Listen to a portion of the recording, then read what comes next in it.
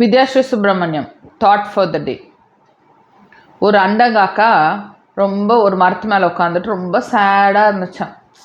எல்லாருமே நம்மளை சூன்னு விரட்டி விட்டுறாங்க, யாருமே நமக்கு எதுவுமே கொடுக்க மாட்டேங்கிறாங்க.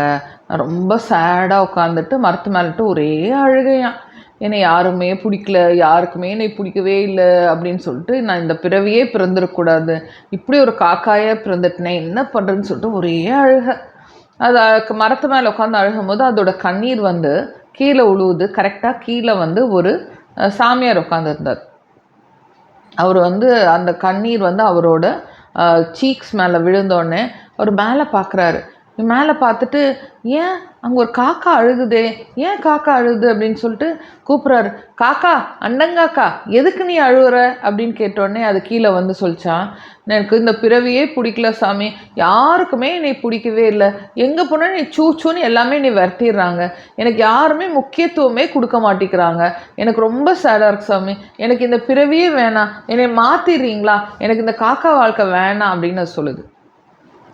உடனே அவர் இருந்துட்டு, சரி உனக்கு என்னதான் ஆகணும்னு நினைக்கிற அப்படின்னோடனே அது வந்து, நான் வந்து ஒரு கூஸ் வாத்தா ஆகணும், என்னை கூஸாக மாற்றிடுங்க அப்படின்னு சொல்லுது. அப்புறம் இவர் வந்து, சரி உனக்கு கூஸாக மாற்றினா மாற்றிக்கலாம், ஆனால் அதுக்கு முன்னாடி எனக்கு ஒரே ஒரு ரிக்வெஸ்ட்டு, நீ போய் கூஸை போய் கேளு, உனக்கு உங்கள் வாழ்க்கை பிடிச்சிருக்கா அப்படின்னு கேளு, உனக்கு கூஸ் வந்து பிடிச்சிருக்கு, நான் வந்து கூஸாகவே இருக்கிறேன்னு சொன்னால் நான் உன்னையை மாற்றிடுறேன் அப்படின்னு சொல்கிறான். அப்போ இந்த காக்கா வந்து என்ன பண்ணுது, போய் கூஸ் கிட்ட போய், கூஸ் நீ ரொம்ப அழகாக இருக்க, வெள்ளையாக இருக்க, எனக்கு உன்னை பார்த்தாவே ஆசையாக இருக்குது, நீ ஹாப்பியாக இருக்கியா அப்படின்னு கேட்டோடனே அந்த கூஸ் சொல்லிச்சான், நான் எங்கே ஹாப்பியாக இருக்கேன், எனக்கு இந்த வாழ்க்கையே பிடிக்கவே இல்லை, நான் வெறும் வெள்ளையாக தான் இருக்கேன், எனக்கு எந்த விதமான ஒரு கலர்ஃபுல்னஸ்ஸு என் லைஃப்பில் இல்லை, என்னமோ நான் ஈஞ்சிட்டு இருக்கேன், மீனை பிடிச்சி சாப்பிட்ருக்கேன், அவ்வளோதான், எனக்கு வாழ்க்கையில் ஒரு த்ரில்லே இல்லை, எனக்கு என்னோடய வாழ்க்கையே பிடிக்கல அப்படின்னு அந்த கூஸ் சொல்லிச்சான்.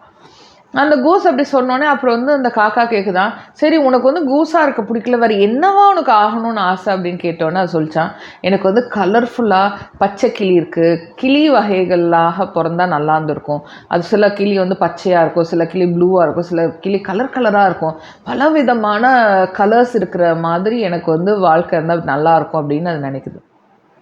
உடனே இந்த காக்கா, ஓ நீ அப்படி நினைக்கிறியா அப்படின்னு சொல்லிட்டு அது என்ன பண்ணுது, போய் கிளிக்கிட்ட பறந்து போகுது. கிளியெல்லாம் நிறையா உட்காந்துக்கிற இடத்துக்கு போய் பேசிட்டு, உங்கள் வாழ்க்கையெல்லாம் எப்படி இருக்குது, உங்களை பார்த்தாவே ரொம்ப அழகாக இருக்குது, கலர்ஃபுல்லாக இருக்கீங்க, விதவிதமான கலராக இருக்கீங்க, ரொம்ப நல்லா இருக்குது, எனக்கு தான் ஆண்டவன் ஒரே கருப்பாக கொடுத்துட்டான், உங்கள் கலர்லாம் பார்த்தா ஆசையாக இருக்குது, நீங்கள் இந்த லைஃப்பில் ஹாப்பியாக இருக்கீங்களா அப்படின்னு கேட்டோடனே அந்த கிளியெல்லாம் சொல்லுதான், நாங்கள் எங்கே ஹாப்பியாக இருக்கோம், நாங்கள் கலர்ஃபுல்லாக இருக்கோம், அழகாக இருக்கோம், அதெல்லாம் ஓகே தான், நாங்கள் கலர்ஃபுல்லாக அழகாக இருக்கனால யாரோ ஒருத்தர் வந்து எங்களை பிடிச்சி கொண்டு போய் கூண்டுக்குள்ளே வச்சிடுறாங்க, அதனால் எனக்கு வந்து இந்த லைஃப் எங்களுக்கெல்லாம் பிடிக்கவே இல்லை, நான் முன்னே மாதிரி இருந்தால் கூட நல்லாயிருக்கும்னு நான் நினைக்கிறேன் அப்படின்னோடனே இது ஒரே கன்ஃபியூஸ் ஆகி, ஓகே உங்களுக்கு வேறு என்னவா இருந்தால் நீங்கள் சந்தோஷமாக இருந்திருப்பீங்க அப்படின்னோடனே அவங்க சொல்கிறாங்க, நாங்கள் வந்து இந்த மாதிரி கிளியாக இல்லாமல் நாங்கள் வந்து ஒரு மயிலாக பிறந்துட்டு சந்தோஷமாக இருந்திருப்போம், மயில்னால் பெருசாக இருக்கும், நல்ல தொகையை விரிச்சிட்டு அது ஜாலியாக இருக்கும்ல அப்படின்னு சொன்னோன்னே இந்த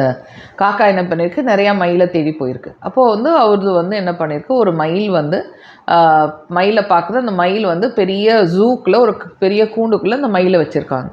இது போய் என்ன பண்ணுது, போய் பக்கத்தில் இருந்துட்டு, மயில் நீ ரொம்ப அழகாக இருக்க, ரொம்ப கலர்ஃபுல்லாக இருக்க, உனக்கு இந்த வாழ்க்கை ரொம்ப பிடிச்சிருக்கா அப்படின்னு கேட்டோடனே அந்த மயில் சொல்லுதான், எங்கே எனக்கு இந்த வாழ்க்கை பிடிக்கவே இல்லை, என்னை வந்து பார்த்தா என்னை பிடிச்சிட்டு வந்து எல்லாம் கூண்டில் வச்சு என்னை ஆயிரக்கணக்கான பேர் வந்து பார்க்குறாங்க, எனக்கு ஆயிரக்கணக்கான பேர் உன்னை பார்க்குற உனக்கு சந்தோஷம் இல்லையா, உன்னை வந்து எல்லாருமே முக்கியத்துவம் கொடுத்து உன்னை ரசிக்கிறாங்க இல்லையா மயில், ஏன் உனக்கு அதை பிடிக்கலன்னா, எல்லாரும் ரசிக்கிறாங்க, எல்லாம் ஆயிரக்கணக்காக இருக்காங்க, ஆனால் நான் உன்னை மாதிரி சுதந்திரமாக இல்லை, அது மட்டும் இல்லை என்னோடய ரெக்கையெல்லாம் ரொம்ப அழகாக இருக்குன்னு சொல்லிட்டு எல்லாருமே என்னோடய ரெக்கையை வந்து பிடுங்கும்போது ரொம்ப வலிக்குது, எனக்கு ரொம்ப கஷ்டமாக இருக்குது, எனக்கு வந்து இந்த வாழ்க்கையே பிடிக்கல அப்படின்னோடனே, உனக்கு இந்த வாழ்க்கை பிடிக்கலையா, உனக்கு என்னவா தான் இருக்கணும்னு ஆசை அப்படின்னோடனே அந்த மயில் சொல்லுதான், எனக்கு வந்து உன்னை மாதிரி காக்காவாக இருக்கணும், நீ வந்து காக்காவாக இருக்கிறனால ஒரே கலர் கருப்பாக தான் இருக்க, உன்னை யாருமே கண்டுக்க மாட்டேங்கிறாங்க, நீ சுதந்திரமாக இருக்க, என்ன வேணாலும் சாப்பிட்ற, எங்கே வேணாலும் போய்க்கிற, உன்னை யாருமே வந்து பிடிச்சி கூண்டில் வைக்கணும்னு நினைக்கிறதே இல்லை,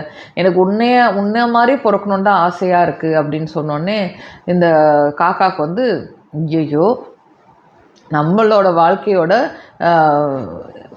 முக்கியத்துவமே நம்ம புரிஞ்சிக்காமல் மற்றவங்க மாதிரி நம்ம வாழணும்னு நினைக்கிறோமே, ரொம்ப தப்பாச்சு அப்படின்னு சொல்லிட்டு அந்த காக்கா என்ன பண்ணுது, இப்படி யோசனை பண்ணிக்கிட்டே போய் அந்த சாமியார்கிட்ட, சாமி என்னை வந்து நீங்கள் எதுவாகவும் மாற்ற வேண்டாம், எனக்கு வந்து என்னோடய வாழ்க்கையே பிடிச்சிருக்கு, நான் இப்படியே வாழ தயாராக இருக்கேன், என்னை வந்து நீங்கள் மாற்றாதீங்க சாமி அப்படின்னு சொல்லிடுச்சேன்.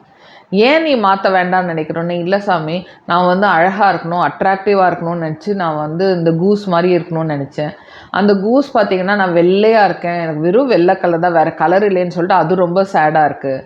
சரி உனக்கு என்னவா ஆகணும், நான் கூஸை கேட்டேன். கூஸ் வந்து நான் ரொம்ப கலர்ஃபுல்லாக இருக்கணும்னு நான் ஒரு பேரட்டாக இருக்கணும், கிளியாக இருக்கணும்னு சொல்லிச்சு. ஆனால் அங்கே போனால் நாங்கள் வந்து கலர்ஃபுல்லாக இருக்கணும், என்னை பிடிச்சி கூண்டுக்குள்ளே வச்சிடுறாங்க அப்படின்னு சொல்லிட்டு அவங்க அழுகுறாங்க. சரி அவங்க என்ன வாங்கணும்னு கேட்டால் அவங்க வந்து மயில் ஆகணுங்கிறாங்க, மயில் வந்து இல்லை என்னோடய ரெக்கையெல்லாம் பிடுங்குறாங்க அப்படின்னு சொல்லிட்டு அது வருத்தப்படுது. ஆனால் யோசனை பண்ணி பார்த்தா என்னோடய லைஃப் தான், நான் ஜாலியாக இருக்கேன், நான் இஷ்டத்துக்கு என்ன வேணாலும் செய்கிறேன், நான் ஹாப்பியாக இருக்கேன்ல, எனக்கு இந்த லைஃப் தான் வேணும் அப்படின்னு சொல்லிட்டு. ஃப்ரெண்ட்ஸ், நம்ம அப்படி தான் எப்போ பார்த்தாலுமே அடுத்தவங்கள பார்த்து இப்படி இருந்திருக்கலாமோ அப்படி இருந்திருக்கலாமோ நம்ம நினைக்கிறோம். ஆனால் நம்மக்கிட்ட நம்மளோட விஷயங்கள், நம்ம வந்து ஒருத்தவங்க வந்து, நான் தான் நினைப்பேன், ஒருத்தவங்க வந்து ரொம்ப அழகாக இருக்காங்க அப்படின்னா அவங்களுக்கு அழகாக இருக்கிறனால 1008 பிரச்சனை இருக்குது. ஒருத்தவங்க அழகாக இல்லை, அவங்களுக்குள்ள 1008 பிரச்சனை இருக்குது. ஆக்சுவலி என்ன அப்படின்னா, வாழ்க்கையில் நமக்கு என்ன கிடைச்சிருக்கோ அதுலேருந்து நம்ம என்ன முன்னேறி போகிறோமோ அதை எப்படி அக்செப்ட் பண்ணுறோம் மட்டும்தான் நம்ம கையில் இருக்குது. அக்செப்ட் பண்ணாத வரை நமக்கு வந்து திருப்தி இருக்கவே இருக்காது. ஓகேயா?